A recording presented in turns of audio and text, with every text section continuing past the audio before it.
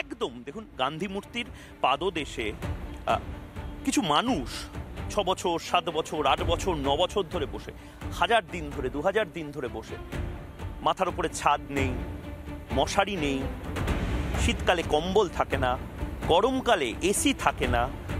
তাদের রাজনৈতিক নেতাদের যে বড় বড় স্টেজ বানানো হয়, যেখানে প্রচুর মন্ত্রী, প্রচুর পুলিশ থাকে, ঠান্ডা জলের বোতল থাকে, এরকম কোনো ফেসিলিটি তাদের জন্য এখানে থাকে না। তাদেরকে নিজেদেরই বুঝতে হয় যে গরমকালে তীব্র দাবদাহের মধ্যে আপনারা এটা কি সরকার থেকে দিয়ে গেছে? না না, আমাদেরকে নিতে হয়েছে। আপনাদেরকে তো সরকার থেকে এরকম একটা আন্দোলন হলে তো সরকার থেকে সাধারণত দিয়ে যায় না। আপনাদের বাথরুম বা এই সমস্ত কিছু এখান থেকে তৈরি করে দিয়েছে? না, কেউ তৈরি করে দেয়নি। এখানে একটা আছে বাথরুম, আমাদেরকে ইউজ করতে দেওয়া হয়। কিছু বলারও থাকে না ওনাদেরকে। আমি এই যে এরকম একটা জলের বোতল, এই তীব্র দাবদাহে আমরা যখন ওয়েদার রিপোর্ট করছি, আমরা যখন আবহাওয়ার খবর করছি, তখন ঠিক এই জায়গাতে দেখুন, জায়গাটা দেখুন, জাস্ট একটা ত্রিপল পেতে রাখা, এবং এই ত্রিপলের ওপরেই অনেকে বসে থাকে। এবার আমি প্রচুর সময় দেখি তোমাদের বসে থাকতে এখানে কি সরকারের থেকে জল, মানে বেসিক আন্দোলনকারী যে কোনো যন্তর মন্তরের ক্ষেত্রেও আমরা দেখেছি দিল্লিতে, বেসিক কিছু ফেসিলিটি কি তোমরা পাও? না, মানুষের বেসিক যে নিড, যে টয়লেট বা ওয়াশরুম, এটা তো মানুষের লাগে। এই তীব্র ঠাড়াপোড়া রোদে 42 ডিগ্রি গরম এখন কলকাতার তাপমাত্রা, সেখানে দেখুন একটা ড্রাম দেওয়া হয়েছে, ওই যে ওটা হচ্ছে দেখতে দেখতে যাই, ওই ড্রামের জল, ওটা পানের অযোগ্য বলেই আমাদের মনে হয়, কারণ সকালবেলায় আসে ওখানে জল ভরে রেখে যায় এবং ওপরে ঠিকঠাক ঢাকা দেওয়াও না। তো এই একটা মানে জলের ব্যবস্থা সরকার থেকে, প্রশাসন থেকে বা পৌরসভা থেকে করা হয়েছে। আমি একবার দেখানোর জন্য বলবো সঞ্জুকে, এটা কি খাওয়ার জলের জায়গা করেছে? এই জলটা কি আদৌ খাওয়ার যোগ্য? আমি সেটাই জানতে চাইছি যে এটা কি মানুষ খেতে পারবে? সরকারের তরফ থেকে অনেক কিছু বলা হয়, কিন্তু এই হচ্ছে আন্দোলনকারীদের প্রতি সরকারের ভূমিকা। এই জলের ব্যবস্থাটা সরকারের তরফ থেকে করে দেওয়া হয়েছে। এই জল খাওয়ার জন্য আমি জল নষ্ট করতে চাই না, তাই জন্য আমি জলটা বন্ধও করে রাখার পক্ষে। কিন্তু এই যে জায়গাটা, এটাই হচ্ছে আন্দোলনকারীদের জলসত্র বলা যায় এটাকে। আশেপাশে কোথাও ওয়াশরুমও নেই। আমরা যে মেয়েরা ওয়াশরুম ইউজ করবো সারা দিনে, সেই ওয়াশরুমের ব্যবস্থাটুকুও নেই। আমাদের যেতে হয় সেই ওই মাথায় ওয়াশরুম ব্যবহার করতে। এখানে একটা বায়ো টয়লেট দেওয়া হয়েছিল, সেটাকেও তুলে নেওয়া হয়েছে। সেটাকে কেন তুলে নেওয়া হয়েছে জানি না, আমরা কোনো কারণই জানি না। আমাদের জন্য বেসিক নিডটুকুও আমরা এখানে কোনোদিন পাইনি। কোনো সাহায্য সরকারের পক্ষ থেকে আমরা আজ অব্দি পাই। এখানে কি আপনাদের পর্যাপ্ত ব্যবস্থা বা কোনো কি? আমরা জল কিনে খাই, আমরা সবকিছুই এখানে পয়সা খরচ করে খাই। ফ্রিতে চাঁদা তুলে 10 টাকা করে তারপরে জল কিনে নিস, চাঁদা তুলে জল কিনে নিস। ফ্রিতে ড্রেনের গন্ধ আছে, রোদেরও ব্যবস্থা আছে, রোদেরও ব্যবস্থা আছে, সঙ্গে ড্রেনের দুর্গন্ধ। এখানেই বসে থাকতে হয়। পুলিশের থেকে এখানে জল বা ওই যে মিনারেল ওয়াটার সব নেতারা সব বিভিন্ন জায়গায় দিচ্ছেন, আপনাদের আমরা সেটা আশাও করি না কেউ আমাদের দিক। বন্ধ তো, আমাদের মঞ্চে রাজনৈতিক ব্যক্তিত্ব নেই, হবে না, কাজে নেতাদের কিছুই আমাদের চাই না। শুধু তো সর্বনাশ করে দিলেন না গোটা বাংলার। দায় মমতা বন্দ্যোপাধ্যায়কে কেন নিতে হবে না? নেবেন না কেন মমতা বন্দ্যোপাধ্যায়? একটু আগে তুমি যে চ্যানেলে যেগুলো দেখাচ্ছিলে, আমার মনে হয় গান্ধী মূর্তি পাদদেশে, তো গান্ধী মূর্তি পাদদেশের উল্টো দিকে প্রেস ক্লাবের সামনেই পে অ্যান্ড ইউজ টয়লেট আছে, বোধহয় 200 মিটার কি 250 মিটার হবে। তুমি বলছিলে যে নাকি টয়লেট নেই, বায়ো টয়লেট নেই। আমার তো মনে হয় না ওখানে প্রয়োজন আছে, ওখানে হাজারো মিটিং হয়। বন্দ্যোপাধ্যায় বা বাকিদের ডেট ক্যাটাগরি সিকিউরিটি আছে। আপনি একটা কথা বলুন তো, পার্থ চট্টোপাধ্যায়ের কি ক্যাটাগরি সিকিউরিটি ছিল? এই পার্থ চট্টোপাধ্যায়দের জন্য যে জিনিসটা হলো, আজকে গোটা বাংলা তো লজ্জিত। মানে বিজেপি, আপনি এটাকে বুঝতে পারছেন? BJP, Trinamool, CPM, ISF, RSS, বিভিন্ন নির্বিশেষে, মানুষ সংগঠন নির্বিশেষে আমরা সবাই লজ্জিত। এবং তার কারণ হচ্ছেন আপনারা, তার কারণ মমতা বন্দ্যোপাধ্যায়ের দল। তাহলে এবার আমি বলি, এই আজকের যে মূল যেটা বিষয়, সেটা হচ্ছে আজকের যে রায়টা বেরিয়েছে সত্যিই দুর্ভাগ্যজনক রায়।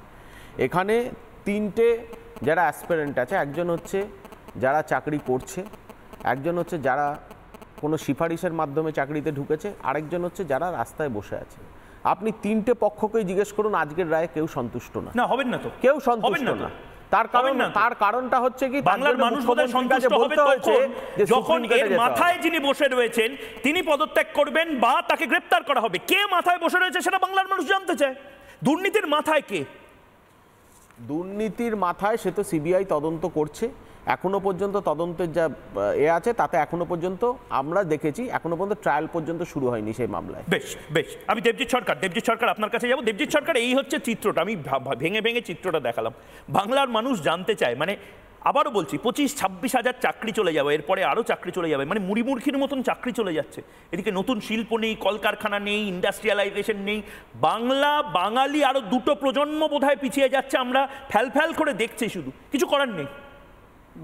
প্রায় 100 বছর পিছিয়ে গেল। প্রথমত যে কি নিয়ে এই মানে কেন কোর্ট এই রায় দিলেন, কোর্টের অবজারভেশন কি?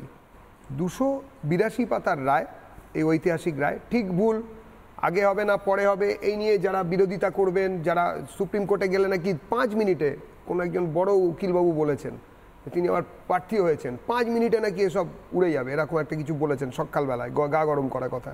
তো 282 পাতার রায় 260 নম্বর পাতায় হাইকোর্ট পয়েন্ট করে করে দেখিয়েছেন কেন কোর্ট এই রায় দিচ্ছেন। আমি তার মধ্যে কয়েকটা অংশ পড়ছি। 8 নম্বর 260 পাতায় 8 নম্বর হচ্ছে appointments higher than the declared vacancies had been given in respect of all 4 categories. মানে যত ধরুন 100টা যদি সিট থাকে, ওনারা মোটামুটি 250-300 কাছাকাছি লোককে অ্যাপয়েন্টমেন্ট দিয়ে দিলেন। মানে ভ্যাকান্সির থেকে অ্যাপয়েন্টমেন্ট বেশি মানে নিয়েছে তো বিভিন্ন জায়গায়, পানের দোকানে, চায়ের দোকানে সৎরঞ্জন অসৎরঞ্জনরা সব নিয়েছে, নিয়ে গিয়ে হিসেব করে 25% নিজের কাছে রেখে 75% ওই টালির চালার নিচে পর্ণকুটিরে গিয়ে দিয়ে এসেছে। সেই জন্যই তো আর কিছু ব্যাপার নয়। তারপরে appointment had been given to persons who were not even in the panel. বাহ, প্যানেলেই যারা নেই, নামই নেই, পরীক্ষা দেয়নি, তাদেরও অ্যাপয়েন্টমেন্ট হয়েছে। ব্যতিক্রমী। ওই যে ব্রাত্যবাবু এই প্যানেলে থাকলে খুব ভালো, তুমি আসবেন না, এলে উনি ভালো করে বোঝাতেন যে ব্যতিক্রমী, আমি বেআইনি বলছি না, এটা একটা ব্যতিক্রমী চাকরি, বেআইনি এখন আর বলা যাবে না। তারপর হচ্ছে কি appointments had been given to persons who submitted blank OMR sheets. মানে বিন্দু বিন্দু করে যে ওই ওএমআর শিটে গোল গোল দিতে হয় পেন্সিল দিয়ে, সেখানে কিছুই লিখলো না, পয়সা দিয়েছি তো, ওএমআর গোটা দিক ও তো উত্তরবঙ্গের বিডিও সাহেবের মতন, জিরো পেলেও বিডিও, পেয়ারের লোক, পর্ণকুটির, কালীঘাটের টালির চালার নিচের থেকে আশীর্বাদ আছে, তো সেই আশীর্বাদ ধন্যদের কাছে টাকা দিয়েছি, ব্ল্যাঙ্ক দিই পরীক্ষাতেই না বসে চাকরি পেয়েছে, তো ও তো বসেছিল ভাই, ব্ল্যাঙ্ক ওএমআর দিয়েছে, অনেক মাথা কিনে নিয়েছে, তাই জন্য ও চাকরি পাবে। এরপরে যেটা করলো যে appointments had been given to persons after expiry of the panel. আরো আছে, মানে গাদা আছে। আমি এই সমস্ত কিছুর জন্য মমতা বন্দ্যোপাধ্যায় কেন দায় নেবেন না? কিউমুলেটিভ লিডারশিপ ওনার হচ্ছে, এটা ক্যাবিনেটের সিদ্ধান্ত। ক্যাবিনেটের সিদ্ধান্তর পরে শিক্ষামন্ত্রী বাইরে এসে বলেন, আমি মানে বুঝতে পারছেন, আমি এটা বলতে চাইছি, নাটুকে ভাবে নাটক করেন, নাট্যকর্মী, নাটুকে ভাবে বললেন, আমি না এটাকে ঠিক বেআইনি বলবো না, ওটা ব্যতিক্রমী বলবো। তো ব্ল্যাঙ্ক ওএমআর শিট, এক্সট্রা চাকরি, তারপরে আবার একটা নতুন খেলা, নতুন করে পাশাপাশি আরো একজনকে দেওয়া হবে, মানে যারা রাস্তায় বসে আছে তাদেরকেও নাকি দেওয়া হবে মাঝে মাঝে ডেকে যাতে ভাঙন ধরে। আর এরকম, আর একটু আগে তুমি বলছিলে না যে টয়লেট নেই, কে আবার বলছিল যে ওই ওপারে 200 মিটার দূরে টয়লেট, 18 সালের আন্দোলন, 19 সালের আন্দোলন, এখানে নয়, মানে যেখানে ওরা এখন বসে আছেন সেখানে নয়, বিকাশ ভবনের পাশে। সেখানে রাজনৈতিক কর্মী হিসেবে আমি যাইনি, সহনাগরিক হিসেবে গিয়েছি। সেখানে গিয়ে অবস্থা কি না, পাশে যে টয়লেট, সেই টয়লেটের চাবি দিয়ে দেওয়া হয়েছে, সাধারণ মানুষরা পাবলিক টয়লেটে যেতে পারছেন না। রাত্রেবেলায় বিধাননগর মিউনিসিপ্যালিটির একজন কাউন্সিলর, তৎকালীন কাউন্সিলর বিজেপির মধ্যে আছেন, তিনি একটা বায়ো টয়লেট ম্যানেজ করে এনে দিলেন, সেটা বিজেপির লোক বলে নয়। আমি বলতে চাইছি যে এই মানবিকতা, এনারাই বলেন না আন্দোলনের রাইট দিতে হবে, আন্দোলন করার যে অধিকার সেটা দিতে হবে, এইরকম। আর এছাড়াও তো বেধড়ক পেটানো, একদম।